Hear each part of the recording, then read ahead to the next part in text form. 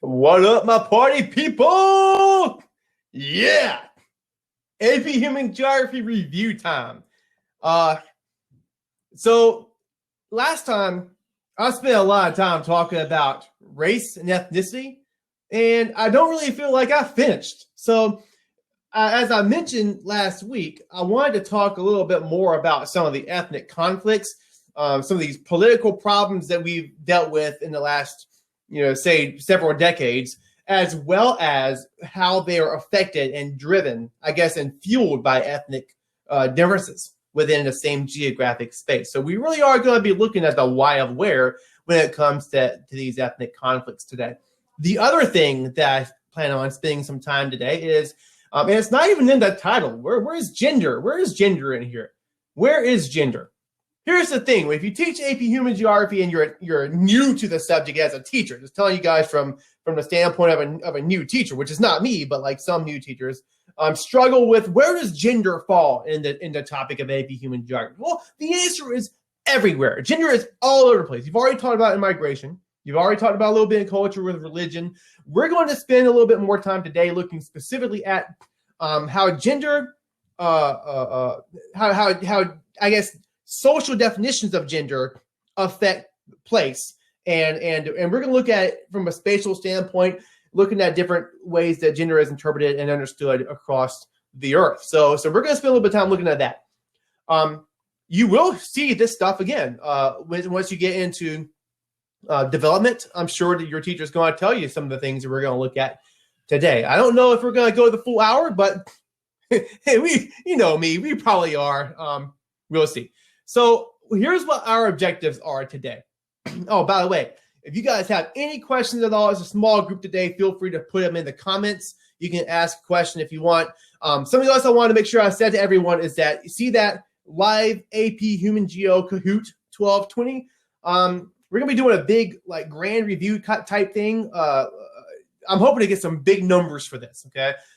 This is going to be the only free event that we're going to have this entire month. And so if you want a little bit of extra exposure at no cost to you, join the Kahoot. Tell your friends. Obviously, you guys hopefully have a lot of friends that can benefit from this. All your classmates, get them involved so we can have big numbers for that. So I was hoping to be able to really get them up there. Today, we're going to talk a little bit about understanding ethnic conflicts. Particularly, we're going to look at the Balkans. We're going to look at Sudan. The newest country on earth today is South Sudan. We're going to talk a little bit about that split, the divisions, the ethnic divisions that exist between North and South, and as well as the ethnic divisions within South Sudan itself. And then we're going to look a little bit at Rwanda.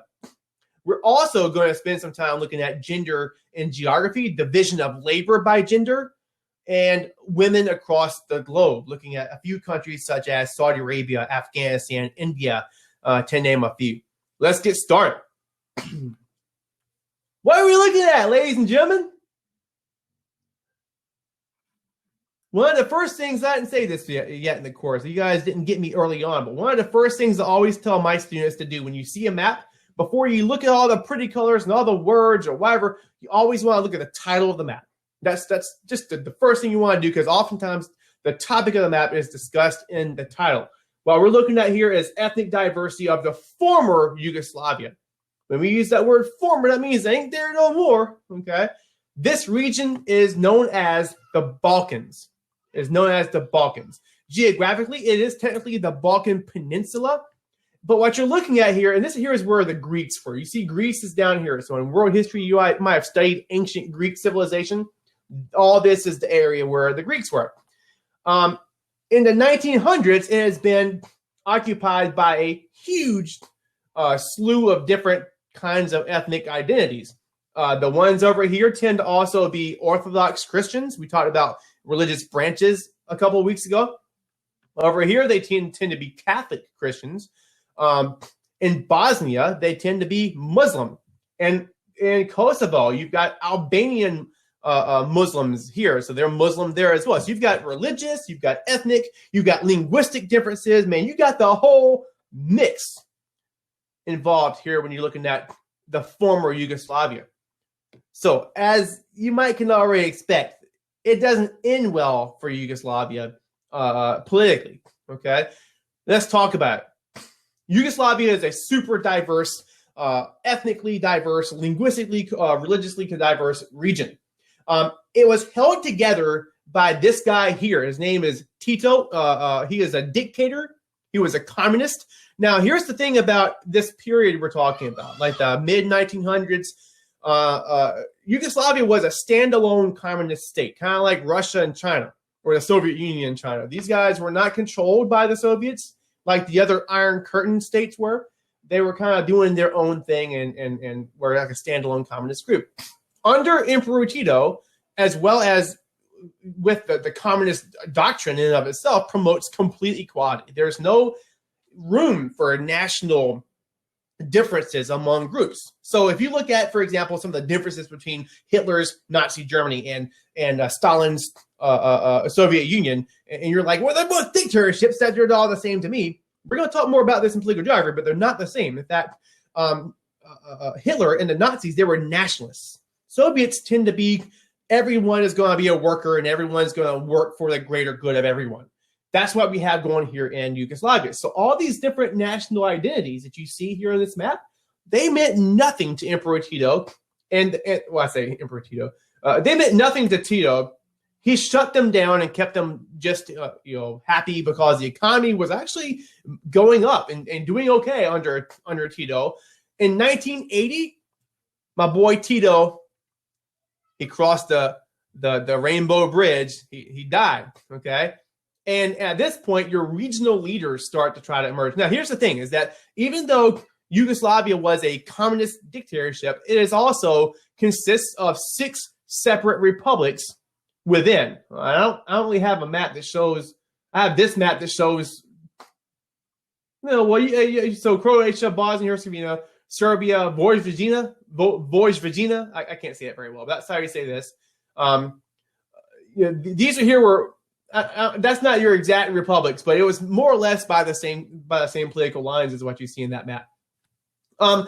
After Tito died, these guys start kind of vying for power a little bit, and also the economy starts to wreck. In the 80s, as the 80s move towards the 90s, the economy declines a little bit, and you start to see where these ethnic identities start to emerge, and you see nationalism.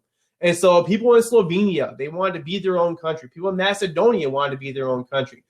Even worse than all that, the Bosnians wanted to be their own country. Holy crap, these guys are Muslims, okay? That was going to be a problem if you were Serbian, for example. So they felt really, really threatened by some of these national uprisings. So there was a little bit of unrest, and this dude named Slobodan Milosevic, let's see if it got it. It did. That's exactly Slobodan Milosevic, it didn't get it that time, was the Serbian leader who kind of appealed to Serbs living in this Kosovo region that you see here. This is where the Kosovo Albanians, the Muslims, lived. And Mr. Milosevic kind of felt like, he was a nationalist himself. He inspired many Serbians in the same way that Hitler inspired Germans and promised them safety from the forces of these other ethnic identities. And so he ends up gaining pretty much power over Serbia, Montenegro, Vojvodina, and really that's really it. And to show you what that looks like, he's controlling this area here. He also, if you look at the map we were just now at, there is a lot of Serbs living in Bosnia and Herzegovina. Do you see that? The Serbs are the pink dudes. Oh my goodness. So wait a second. The Bosnians are wanting to have an independent country, but they have all these Serbian minorities living in this region. That's gonna be a problem. Okay. So let's find out what happens. I know this is a really wordy slide, but we'll break it down. In Serbia, Milosevic becomes a Serbian hero. He's elected to protect Serbs. He appealed to them. He took power over Serbia, Montenegro, Kosovo, and Vojvodina. Slovenia, which is this country up here in the north, ends up declaring independence, and they leave, and they were let go. Nobody stopped them. In Macedonia, kind of the same thing happened, but then Bosnia starts to think about it, and Croatia as well. Now, here's the problem: is that when Croatia declared independence, the Serb minorities, the pink guys here in the boundaries of Croatia, they also, they revolted pretty much. They were like, hey, we're not going to let Croatia govern us because we're afraid that they're going to be super nationalists and they're going to oppress us. So we can't sit back and be under a Croatian nationalist government as Serbs here in this area. But they didn't want to move. They thought that they deserved to be there. So same thing starts to happen in Bosnia. When Bosnia declared independence, it was a problem because large numbers of Serbs and Croats lived in that region. Both wanted to partition it. They wanted to break it apart. So the Serbs didn't want to be part of Croatia. The Croatians that lived in Bosnia and the Serbs that lived in Bosnia didn't want to be a part of Bosnia. And so you start to see these uprisings on a local level among the people that live there that are not Bosnian. And so obviously the Serbian government under Milosevic decided they want to create a greater Serbia, which is essentially the same concept as Hitler's Lebensraum. Hitler wanted living space, Lebensraum, for all of his people. So anywhere that Germans already lived, he starts conquering them and keeping that land for Germany. This is how he gets Czechoslovakia and the Sudetenland and the areas around Germany that he started to conquer leading up to World War II during the appeasement era.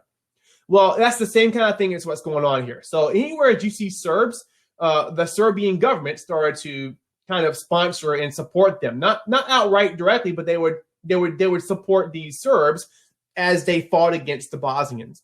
And so you see all these atrocities on all sides. Sick, crazy stuff is happening. But the worst of it was done by the Serbs towards the Bosnians.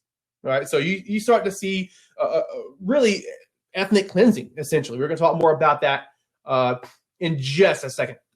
In 1994, Croatia was coerced to stop the war with, that's in 1994 is what I meant to say. I don't know if I said it or not. They stopped fighting with Bosnia under pressure of the West. And in 1995, NATO put down the fighting between the Serbs and the Serb rebels and the Bosnians and basically stopped that war. And this right here is where the borders lied after the fact. So Serbia at this time, all that was left, if you want to call it Yugoslavia, all that was left at that point was Serbs controlled what you see here. Okay, but Montenegro is different, and Kosovo, we already talked about, is way different than the Serbian majority here. All right. So if you look back in 2006, Montenegro split from Serbia. So on maps, back whenever I was going through grad school to be a teacher, we used to call it Serbia Montenegro. By 2006, the two politically split from one another and become two separate countries. So it's no longer Serbia Montenegro. If you're looking at that says that, it's old. 2008, Kosovo declared independence. All right. Now here's the thing about Kosovo. Man, we're going to talk more. I can't get too into this because we're going to hit this hard in the coming weeks. But there's a little thing that we're going to talk about political geography. You guys may be there already with your teacher, called sovereignty. Okay. Which means basically the power for a government to control whatever happens within its borders without the influence of others. Well, it might look like Kosovo is its own place. It was an autonomous region. In other words, kind of a self-governing area, but it was still very much part of Serbia. You can see the red outline shows you what was part of Serbia on this map. So is it okay for the people in Montenegro to split away and say, hey, we're going to be our own country now in 2008? Well, we didn't let that happen when the South tried to split from the North in the United States, right? Did we do that? No, we did not. So one thing that the West continually said as they left NATO presence in Kosovo is that we're not going to. We're not. This isn't a takeover. We're not going to take these guys away from Serbia. The Russians were freaking out. They were like, oh, we can't let the West come in here and impose their will on this territory that belongs to Serbia, and by the time NATO left in 2008, Kosovo straight up declared independence. Really, it's very similar to what the Soviets recently did, if you really think about it, in Crimea, which is the southern peninsula in Ukraine. So in the same way that in the late 2008, we kind of facilitate this independence movement in Kosovo, and then we recognize Kosovo as a country. Most people in the world do not. Okay, so it's not an official country by the UN standards, so you should not see Kosovo as an independent nation on most maps. So know that Kosovo is still part of Serbia, but they consider themselves to be their own thing. Just like we don't recognize Crimea as part of Russia. In practice, it pretty much is, because no one can stop them from having taken it. So we're gonna look more at these political issues as time goes on. We get more into political unit. Right now, I want to focus mainly on the ethnic conflicts. Okay, looking just at ethnic. So once again, Bosnia is a hot mess. As a Bosnia, the Balkans is a hot mess of ethnic diversity, and time again throughout the 1900s, you would see this area called the powder keg. Okay, even leading into World War I, it was really because of Serbian nationalism that you see the Archduke get assassinated by a terrorist, essentially, who represented the Serbian nationalists. So even this ethnic diversity is part of the reason why World War I even occurred. So all throughout 1900s, you're seeing this ethnic unrest, except for when Tito had things under wraps under a communist regime. The word Balkanization, if you're taking notes, I would write this one down. You're going to see it again. The word Balkanization, because of how much of a powder keg the Balkan region is in general, that word means the process by which a state breaks down through ethnic conflicts. All right. So if you talk about a Balkanized region, it is going to be a term that refers to an area, a geographic region that breaks down due to ethnic differences. So that's how big of a deal the Balkans is as an ethnic hotspot. I guess as a ethnic powder keg, is that there's actually a word now centered on that geography that means for a country to break down due to ethnic diversity. If peace comes to the Balkans, it will be because ethnic cleansing worked. Tragically, I'm not really sure where that quote came from. It may very well have been put in by. I adapt PowerPoints all the time, and I put things from places, and I don't know where. Maybe I wrote it down. I used the word quotes and worked in quotes. But what the quote is trying to say here, and what we mean by this little statement, is that the differences are so great, and the identities and the nationalities are so great that people are pretty pessimistic that they're ever really going to get along in such a tight geographic region, unless one of them is to be removed from it. The other, and I think I've got ethnic cleansing in here. There it is. So we're talking about that in just a minute. First, why we're looking at here. You can't see the title, I don't think, on this map. We're looking at Sudan. This is a map of Sudan. Now, in 2011, the world's newest country, South Sudan, becomes a thing, and it follows these boundaries right here. All right, so all of this is going to be the political country of South Sudan.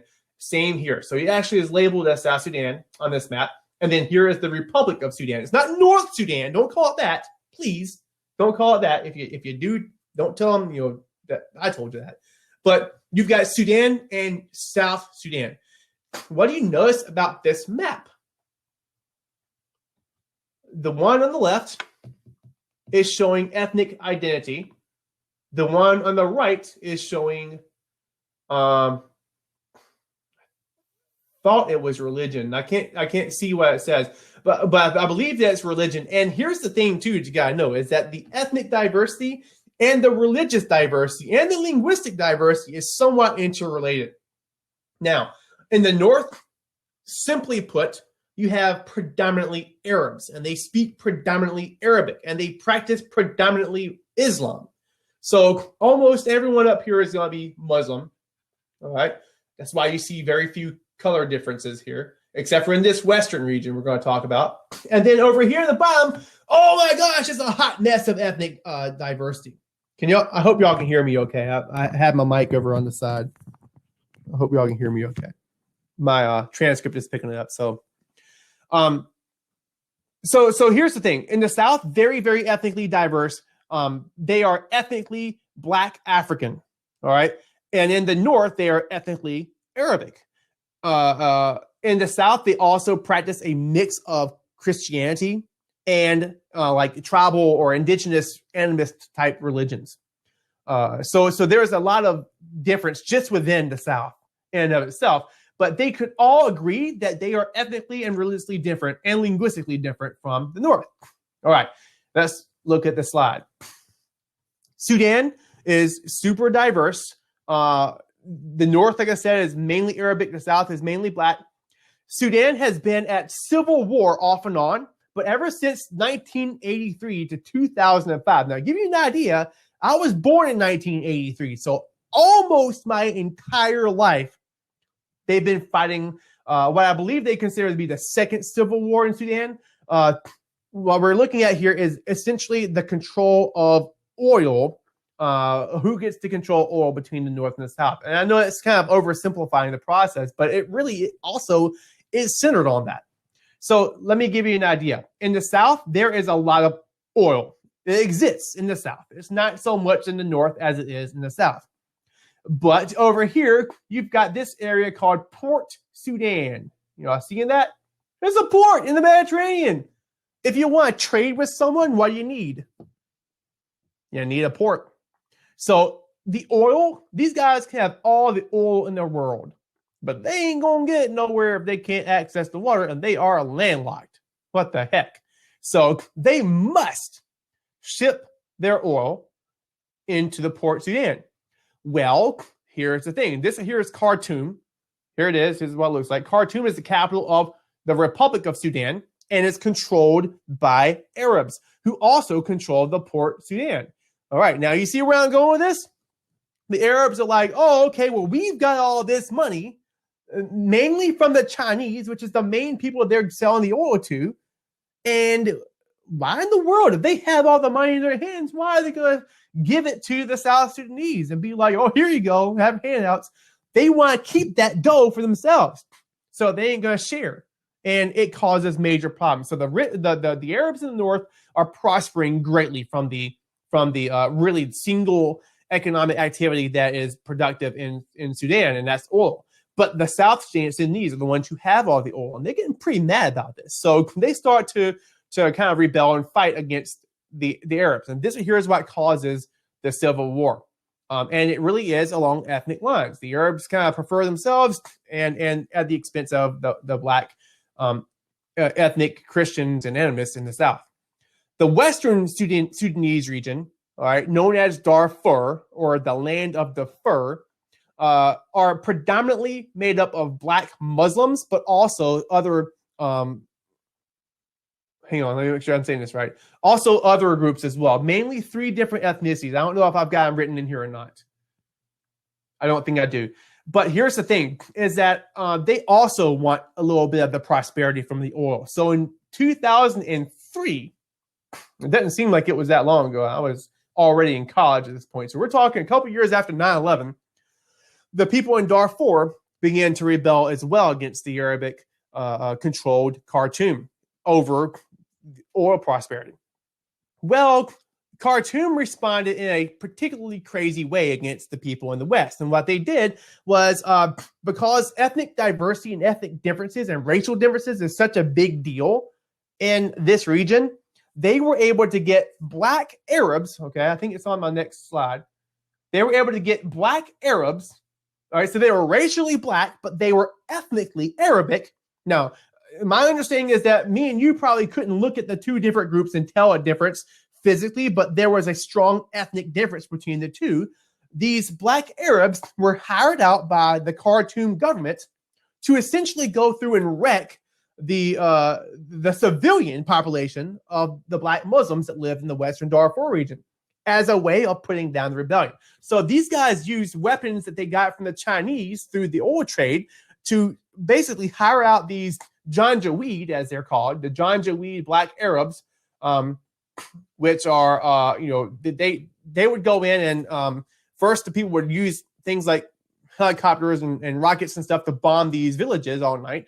Then they would send in these Janjaweed warriors, kind of like a cavalry, to clean up the mess, and they would kill all the men and all the kids and rape the women and just really systematically crazy stuff, straight up genocide.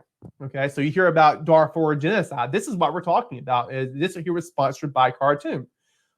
Tons of people died in the process. It caused a refugee crisis that still exists today. So you still have refugees in Chad that are from this time period. In fact, as I'm researching this particular PowerPoint, I read an article that was dated in April 2018 saying that we've got the first group of people from this particular refugee camp in Chad moving back into the Darfur region this year. So I'm not saying that that's the first group of refugees to return, but from this particular area, these 50 or 100 or so people were the first of several thousand they expect to go back. And it's been almost y'all's entire lifetime, to be quite honest. Assuming that y'all are born around 2003. So we looked at two different situations here. The first one with the Balkans is considered more of an ethnic cleansing, all right? And the one we saw with Sudan and Darfur is more of a genocide. Now, here's the difference. When you talk about ethnic cleansing, it is literally clean out, essentially, the ethnic minorities that live in a particular geographic area in any way that you can do that. So that doesn't necessarily mean kill them all. It just means get them out. And you use terrorism to do that. You use raids and just all kinds of brutal things in order to make people want to leave as refugees. One example of this that you may have looked at back in the migration unit was Myanmar and the Rohingya Muslims. I mentioned that a few videos back as well when we were looking at religion. But that's the example of ethnic cleansing, essentially, as well, to give you a correlation. Genocide is where you straight up say, I want these people to not exist anymore. We're going to systematically kill them all. It's not usually something that is just anytime you have the extermination of an entire race of people or entire ethnic group, it's going to be systematic, okay? The Holocaust was not only systematic, but almost mechanical in the way that we went about doing it, which makes it, incredibly nasty. This right here was just, you got these John Dewey people raiding in these villages of civilians who can't defend themselves and killing them all the way to the last ones. Pretty crazy stuff. So about 48,000 people have been killed with the help of marauding Arab nomads, the John Dewey we just talked about. Many countries have termed the actions of the Sudanese government as genocide as well. And this map, again, we just looked at. Here's a picture of some Darfur people living in a refugee camp in Chad.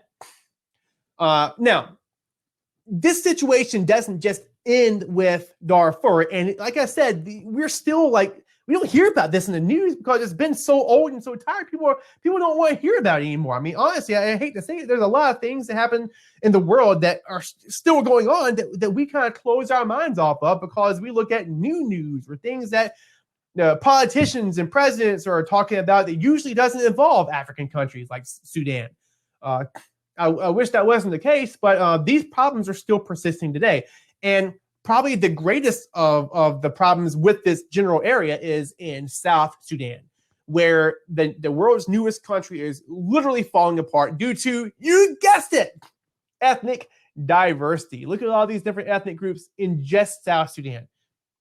The predominant ethnic groups are the Dinka and the Nuer groups. Now, we talked last week about how in 2047, so we can just say 2050. By 2050, there's not going to be a majority ethnic group in the United States, okay? There's going to be a large minority of non-Hispanic whites, all right? In other words, Caucasians are going to make up about 49% of the population, but that's not 50, or that's not over 50. So in order for it to be a majority, it's got to be over 50. In the same way, if your largest ethnic groups are 11 and 5% of the population, that tells you something about the ethnic diversity. Okay, so we're looking at a very, very ethnically diverse region. But the maybe certainly the most powerful groups, the one with the politicians, are going to be the Dinka and the Nuer. And when this place became its own country, the president was a Dinka, all right, and the vice president was a Nuer. So these guys usually don't get along, but they agreed pretty well that they didn't want to be part of Sudan. In fact, I want to say that it was close enough to a 100% vote. It was like 99.9% of all people in South Sudan voted to be part of their own country. and not part of Sudan. It was unprecedented that that many people wanted to be independent. Usually you've got some people, like at least 10% or something, want to stay with the country, but they wanted to all be separated. But things aren't so rosy and perfect in South Sudan. An estimated 383,000 people have died as a result of South Sudan's civil war. It's still going on right now. South Sudan's civil war is still going on right now, according to a new report that documents the extraordinary scale of devastation after 5 years of fighting in the world's youngest country. Right, so we're looking at, it's 2018. 5 years ago, it's 2013. So barely after this country becomes a thing, they start fighting amongst the different ethnic groups, vying for power. And I guess I don't have a whole lot of details on this, but what happens is some of the different ethnic groups, they begin to side with the newer under the leadership of the vice president. And some of them side, the other ethnic groups tend to side with the Dinka president, and they're fighting. And I wish I had a map that shows the sides. It's more or less this region here. I'm kind of just guessing where it is based on memory. But this region here is mainly Dinka. This region over here is mainly the newer. Okay, and these different ethnic groups have sided with them, and it's just a hot mess. It's just a hot ethnic mess. So the last one I'm going to talk about very, very quickly, because I'm spending too much time on this, is the ethnic cleansing and genocide in particular Rwanda. I'm not going to spend too much time looking at Congo, but I want to talk about Rwanda. And there's not a whole lot on my slide, but this here is usually covered. I think it's covered in the Rubenstein book, and you can find some documentary, I guess some eyewitness accounts and things like this to talk about the atrocities in Rwanda. Take it with a grain of salt. It's pretty brutal. It's not for the faint of heart, but if you get a little bit of downtime on YouTube, you want a little bit more, I would recommend going in and trying to find some of these accounts where some of the people who might have even carried out some of the killings talk about what was going on with them. To give you the skinny on Rwanda, you've got two main ethnic groups. Do I have a map? I do, thank goodness. This here, a very, very small country in the center of Africa, okay, is Rwanda. And what's happening here is you've got two ethnic groups, the Hutus and the Tutsis. The Hutus make up the majority of the population. The Tutsis make up the herding group. And when European colonists occupied this whole area, they favored the Tutsis because they had more appealing racial features. I'm not even kidding. So ethnically, these guys are almost the same. But the difference is have to do not even with skin color, but with like the Tutsis tend to be taller, they tend to be more slender, they tend to have narrower faces, and they tend to be herders by trade, which the Europeans thought were a better deal than the Hutus, which seem to be a little bit more short and stout with broader noses. Really, it's hard to tell the difference between the two. They lived among each other and were friends, and their kids went to school, and sometimes they were intermarried within family. I mean, so we're talking ethnically very, very similar. But when the Rwanda president, who was a Hutu, so there was an independence movement. There was a free elections, and because of the fact that they finally had free elections, I can't remember the date of when this happened, leading up to the 1990s. So you've got a Hutu leader got elected into office as president, and shortly after that, nobody really knows who or how or what, but the plane that the president was flying in got shot down by a rocket, and when this happened, Hutu leaders blamed it on the Tutsis, and even like went on the air and stuff and said stuff like, the Tutsis are wrecking our country and they're the enemies of the state and all this. And eventually it just ballooned out of control, and they start this systematic government-sponsored extermination of anyone who is a Tutsi. And so people start walking around their villages, and they're not using guns, they're not using gas chambers. They're literally using machetes and clubs and stuff like that. They take a stake and wrap barbed wire and things like that around that. They would walk from village to village in large mobs and literally kill their neighbors and kill their family and kill the kids that they went to school with and things like that. There was accounts where they would lock people inside of a church and burn it up, just to kill them all. Just really nasty stuff that I don't know what could possibly possess a human being to be so, I guess, taken over by pure evil. But that's what was happening here in Rwanda. And when you listen to some of the accounts of these people talking about that, that's more or less what they say. It's that, they just feel like they lost control of their humanity. And it resulted in, I want to say just shy, I don't know if the numbers are off the top of my head. I don't want to say it's just shy of 1 million people straight up killed by this particular genocide that lasted within like a 7 or 8 month span, if even that long. It was it was nasty. It was brutal. The West was very, very slow to react. That was in the I want to say it was 1994, the early 90s when that was going on as well. Very similar in time frame to what was happening in the Balkans. Let's see, during 19th, 20th century. Okay, yeah. So this look at that. This map right here speaks to why there are so many of these ethnic conflicts. Africa is very different geographically and culturally than any other region on Earth. When we look at Europe, we get the same kind of an idea about geography as what we had growing up in school. When we look at all 50 of our little states and they're all cookie cuttered out and nobody really cares because, we know where one state ends and one state begins. And in Europe, they follow the nation state model where the French people speak French and are Catholic and all get along. The British are British and all speak English and all get along. The Germans all speak English and are all Protestant Christian and they all get along. Well, that mold didn't work here, but yet it was decided by Europeans at the Berlin Conference in the 1800s that that's how they were going to divide the political lines. So you can see the political lines that the European countries essentially decided on. And then you can see the ethnic lines that exist within. It depends on what the source is you're looking at. Whenever I go to a Baptist church in South Carolina. Hey, what do you know? Baptist from South Carolina. And one of the people who spoke the sermon last week is a missionary that we send off to this country here called Lesotho. And he was talking about part of the reason why he goes to Africa on mission trips is because there are almost just shy of 1,000 different people groups that are measured by their ethnic diversity within that continent alone. And really, if you're looking at other measures of what an ethnic group is or an ethnically diverse group is, some of these different places say that there are more than that. There's thousands of different ethnic groups. Linguistically, you've got the most linguistically different place on Earth. We talked a little bit about that a few weeks ago. About 2,000 different languages in Africa alone.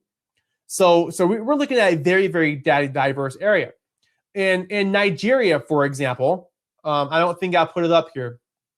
In your if you use Rubenstein, there's a map of Nigeria that shows the ethnic diversity there. So many different ethnic groups are going to be controlled politically by the Nigerian government, which is going to be essentially one of those groups. All right, that's just one example of why there's so much unrest in these areas, because there's so much ethnic diversity, and the governments can't really appeal or appease all of them. Another thing I want to point out here is this transition zone. All right, Africa is geographically different in the north than it is in this area. If you study the different climate areas, this is the desert. Around this area near the transition zone is going to be your savanna region. And then you got your rainforest, more savanna, more desert, essentially. This transition is both a geographic transition zone and, as you can clearly see, an ethnic and cultural transition zone as well. And what you have right here, that is South Africa that we just looked at. It lies right along this transition zone that separates it not only geographically, but also ethnically. That's the reason why I wanted to show you this. We are truly looking at the why I'm where here. Okay, so that took a little while, but it's all good stuff. It's all things that you guys need to know. I want to spend the next the next 20 minutes that I have, if I even take that long, looking at gender. And we're going to try to move along a little bit more. But just like last week when we looked at race, and I told you it was a social construct. In other words, it is defined by different societies in different ways, depending on where you live. So is gender. Holy junk. Now, wait. Even the idea of how we define gender is socially perceived. Okay. Gender and sex, for example, the two words are used interchangeably, at least in the South where I'm at. But intellectually, gender is not the same as sex, which is a biological. Sex is going to be your male or female. Gender is socially constructed because we decide what is going to be masculine and what is going to be feminine in our own societies. And I'll give you examples of that in just a moment. To take it another way, or I guess I'm just going to straight up read these definitions. The range of characteristics, this comes from Wikipedia actually, the range of characteristics pertaining to and differentiating between masculinity and femininity. This one here comes from the Aaron Foberg book. A culture's assumptions about the differences between men and women, their characters, and the roles they play in society and what they represent. That right there points like anything I've ever seen to the fact that this is a social construct. Let me prove it to you. Over here, now I'll tell you how I found these pictures. I Googled boys playing with toys, and I get boys playing with toys. Then I Googled girls playing with girl toys, and I get a girl in a little pink apron. She looks adorable. I mean, my daughter could be, that's my daughter, you know, that's not really my daughter, but she likes to dress up. She's got a little apron, looks just like that, and a little hat. And she's got her own little pink kitchen. But here's the deal. When you get the pink apron, the pink shirt, the pink little dollhouse kitchen in the background, and let these two boys play with it, something tells me you probably wouldn't. Not that there would be anything even wrong with that, but you don't see boys playing kitchen with pink utensils and pink aprons and pink hats because that's what girls do. Oh my gosh. Would you let the girl play with the car toys? I don't even think we need to answer that. Yes, I think that my daughter loves things like this, and I love to have her play with these things. But that right there shows the point I'm trying to make, and that is that the idea of what is masculine and what is feminine, in other words, what boys should do and what girls should do, is socially constructed because girls can play with boy toys. We're okay with that because we think, oh, she's such a tomboy. She's going to be my little sports player I never had. I got nothing but girls. I'm never going to have pro football players in my family unless my daughter goes and plays. So we're cool with that, but we're not cool with boys playing with girl toys. Girls can play with hammers and kickball, kicking football, and we think that's great and they can do whatever a boy can. But do we buy American Girl dolls for Bobby so that he can learn how to braid hair? These are the shows just a few of the shows on Netflix that me and my 6-year-old have spent a lot of time watching recently. And when I say recently, like we put down the whole Voltron series over the summer break. We watched The Dragon Prince first season whenever it came out. We've watched She-Ra several times in the last couple of weeks. This here is the Equestria Girls. You know, they kind of like My Little Pony spinoff. And then Tinkerbell movies, man. I mean, there you go too when you got babies and you're getting sick of seeing the same thing, like Dora the Explorer and Little Einsteins and all that. So my daughter has watched all of these things.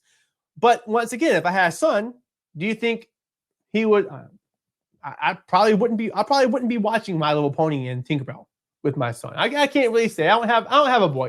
That's the point I'm trying to say is that sometimes there is a standard, a social standard of what we define as okay for boys versus what's okay for girls. And that doesn't just stop at what kids do when they're kids. If you literally Google cheerleaders, I did this last night. I Googled cheerleaders, and that right there is what pulled up. A bunch of really pretty girls cheering. Then if I Google male cheerleaders, you can see I Googled male cheerleaders.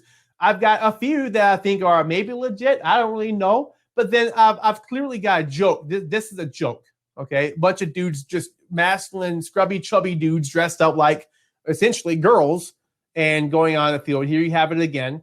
So if you Google male cheerleader, you literally see about a third of the pictures and images that come up are jokes. Again, showing that socially we have a problem with, or I guess it's not perceived the same with male cheerleaders as it is with female cheerleaders, which is the expectation. So I wanted to, and then here's a blow up picture so you can see exactly what we're looking at. This guy here at the bottom, I'm not sure exactly what he is, but he looks goofy, so I counted him as one of the jokes. Again, Wild Strawberry Crystal Light, girly, man, that'll change your life. That's my drink. That's my drink. I call it my crack juice because it's got a little bit of caffeine in there. I'm totally addicted to it. I drink it all the time. You even see gendered spaces. Okay, you even see gendered spaces. What I mean by this is that geographically, there are some areas that take on a feminine or a masculine type of persona because of what it's intended for. I just followed my gym on Instagram, and right after I followed them, they posted this picture. I go to the gym every single day and I work out, and I've been in all parts of the gym, and usually I stay on the floor and just do my thing. But this right here is a cool little area. It's called the Women's Sanctuary. I ain't never seen it, man. I have no idea how you get to that. You have to apparently go through the women's locker room. But this is an example of a gendered space. It exists specifically for women wanting to join the gym that don't want to go there with a bunch of supermodels or a bunch of judgmental lunks that grunt with every single one. It's kind of like the Planet Fitness region of Golds, okay? It's an area specifically for them. They can literally hang out here and lounge around. It's really cool. But that doesn't exist for me as a male. You see places in the mall that are specifically for women. You also see places in each of our houses. For me, my whole house is a gendered space, and it belongs to my wife. I have a tiny little house, and I don't have an office or nothing. I'm sitting in my bedroom talking to you guys, using my computer as a second. I'm sorry, my TV as a second screen. I'm standing up in front of my chest of drawers. I mean, I don't have any kind of like special office here, but you can see the cutesy little decorations over this way. I'll show you what I got here. Over this way, I've got a flower on my chest of drawers. I've got we had a little quote on the wall. We took it down to put the picture of my beautiful wife. But that's what I'm kind of talking about. In particular, when you're talking about a house and a gendered space, you think about things like the kitchen or the laundry room, or things that are done that we kind of perceive as woman work, which is, again, a social perception. So that's what I mean by gendered spaces. Classrooms sometimes can be considered gender spaces because a lot of times the women that are the ones who, a lot of times teachers are going to be women, especially in early elementary grades. I want to say it's like 30 or 40% of all teachers are women. So I'm a minority there. Another thing too, and that I'm gonna have to skip something here. I skipped a slide. Women make less. When you look apples, I want to say apples to apples. That's not exactly accurate, and I'll tell you why in a second. But when you look at what women make in similar roles to men, it's about 78 cents to every dollar that a man makes. That's not necessarily because a teacher that teaches right next door to me is getting paid less for the same degree and the same amount of work. If I'm working with a female teacher right next door and we have the same amount of years of experience and the same amount of education and then she's going to make the same amount as I do for her teaching job. However, she's also more likely to stay home with the kids. If she is working, she is more likely to get home from work and then do more work in the form of cooking, cleaning, and taking care of kids. Men are more likely. I'm not saying all the time. I'm saying statistically they're more likely to go home and enjoy a little bit of leisure time. If you're me, you go home and you work some work, which I gotta stay busy, you know. So here's another way of looking at it. Side hustles for a lowly teacher. Males are more likely to be able to do other things to supplement their money. Let me give you an example. Teaching virtual classes. If I'm not going home as a man and taking care of my kids because my wife is going home and taking care of the kids, I'm more likely to be able to make more money teaching side classes. I can be a cardio instructor at the gym. I can work as a summer camp counselor. I can drive for a limo company during spring break. I can be a coach. I can facilitate AP Human Geography reviews on Thursday nights.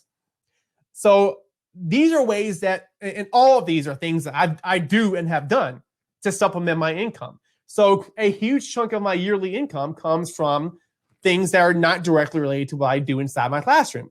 That's the point I'm trying to make. So that's where the 78 cents per dollar that a man makes comes from, is that women have these socially are expected to go home and do things that men are not necessarily expected to do. I'm not saying that's the way it is. I'm saying that's the way it usually is based on data and statistics. Let's see. Let's go a little past that because running out. All right, so this one here is a chart that shows the 25 most common occupations for full-time workers by sex and shares of employment. You can see that you've got a large percentages of women in these particular fields. I'm not going to spend time looking at every single one of these, but know that usually women these are good jobs. I mean, registered nurses, teachers, things like this. These are also tend to be lower paying jobs than what men usually opt to do, which could also include things like maybe computer programming or being a professor or a doctor or whatever it might be. To take this into the developed world, all right, so to shift a little bit away from our society to other societies, you look in countries like Saudi Arabia, women literally just gained the ability to drive legally in 2018. I mean, so here's the picture. We want driver's licenses. Licentious women. All right. So in other words, women are completely out of line if they drive. All right. They're not supposed to do that. There are protests. Women have fought for a long time for something as simple as being able to drive to a soccer game or being able to drive to the store, whatever it might be. They had to rely on men to drive them away. You want to improve your country, empower women. You want to empower your women, get them educated, get them opportunity to things like jobs and birth control and all this kind of stuff that leads them to having equal opportunity and success to men. If they can't drive, how in the world are they going to do that? You're literally stunting your country's economic growth by not letting your women drive. They just got the ability to drive in 2018. In Afghanistan, women have been suppressed by the Taliban. This is the same Taliban that we went after in the war on terror right after 9/11. We basically tore them apart during that period. In the time since then, they have regrouped. By some accounts, they control up to 70% of Afghanistan at this point. Not in the same, they're not as powerful as they were, but powerful enough that many women still wear burqas and completely cover themselves up. Afghanistan used to be somewhat of like a beacon of light in the Middle East. I don't even really know if you could consider that Middle East. It's kind of, well, I guess it's more Middle East than it is South Asia, but it's kind of right there next to Pakistan, which is one country away from India. So it's kind of in that area geographically.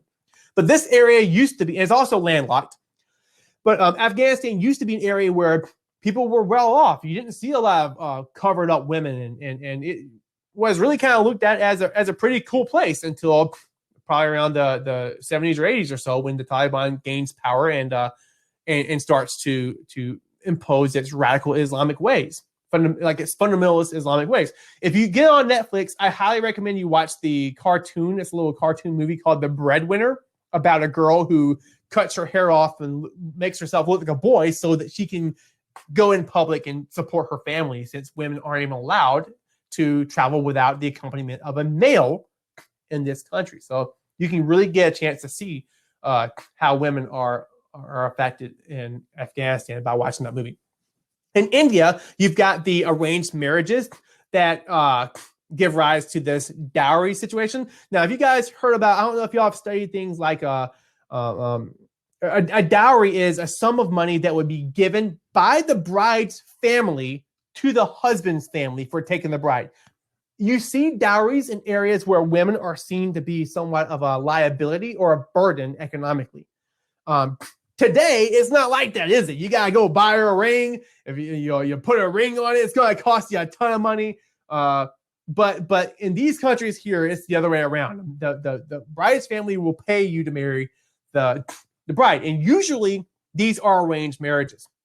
A dowry is the property or money bought by a bride to her husband on their marriage. Many parts of rural India, many parts of other places do this too. It's not just India, but this problem is pandemic in India. In rural areas, they still practice arranged marriages. They're still extremely traditional.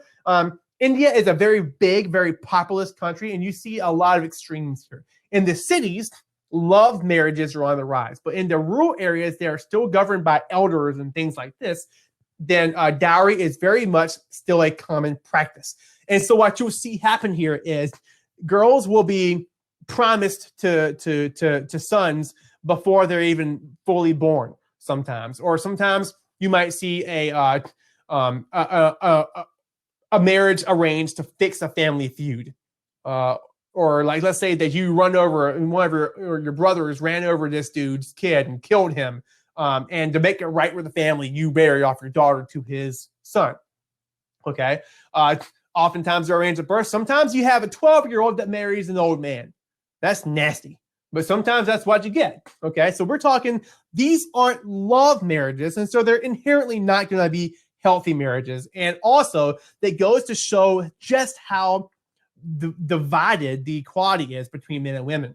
So what you see here is often these deaths that result as a result of the husband's family demanding more dowry if they don't like the bride.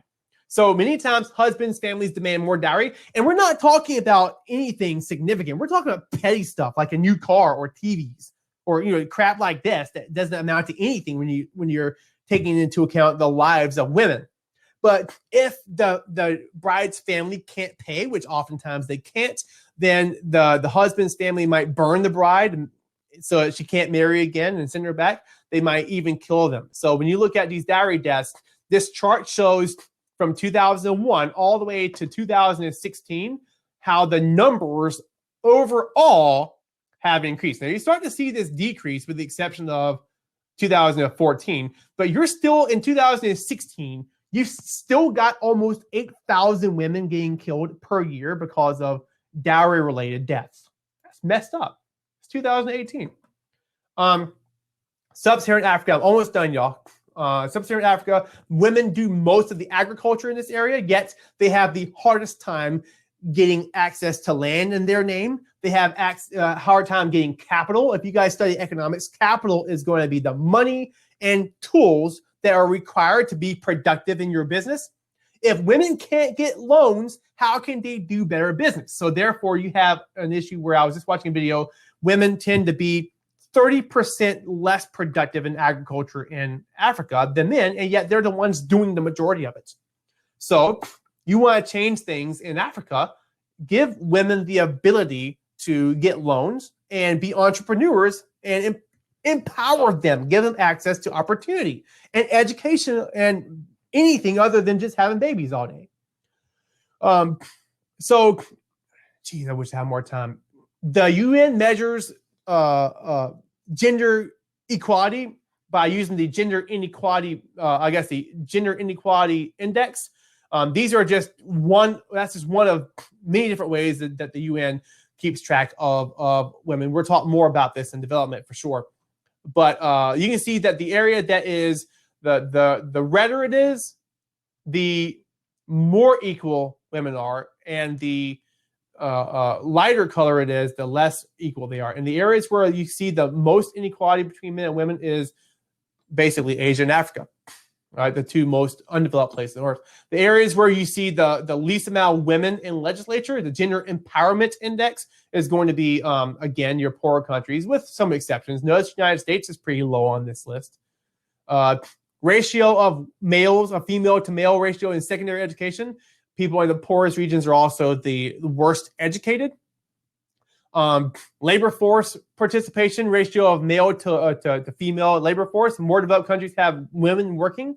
Less developed countries, women aren't, at least maybe they're not getting paid for the work they do, even though you have areas here where you can see that large chunks of women are doing work. Oh, that's right, they're working in fields they probably don't own. And there's more. I'm not going to look at them because we're out of time. The last thing I want to do, since I'm just about there, I'm just going to go ahead and show you guys the summary. These are the things we talked about in the last two presentations with race and ethnicity, and then ethnic conflicts and the definitions of gender and I guess the geospatial, the why of where when it comes to gender roles in the world. I wanted to end showing you guys these really cool videos on YouTube. If you get a chance, I didn't put a direct link for the crash course videos. If you go in and you search crash course sociology, 32, 33, 34, the next one is 35. I left at the 5. You can guess where I was going with this. Those are really good videos that summarize in another way some of the things we talked about, and also get into, I think Crash Course 35 is getting into prejudice, which we looked at a little bit with redlining last week. But great sources if you're interested in getting a little bit more than what you got here. This video here is Darfur in 10 minutes. It's a really good overview of the Darfur region and the conflict due to the ethnic diversity. And then this, Why Are Cities Still So Segregated, is the video that I gave you last week that I said has a big old F-bomb in the front of it. So be careful about that. If you're sensitive to bad language, start it at like 10 seconds in or something. Any questions for me before I sign off? Got it. And we'll see you guys next time.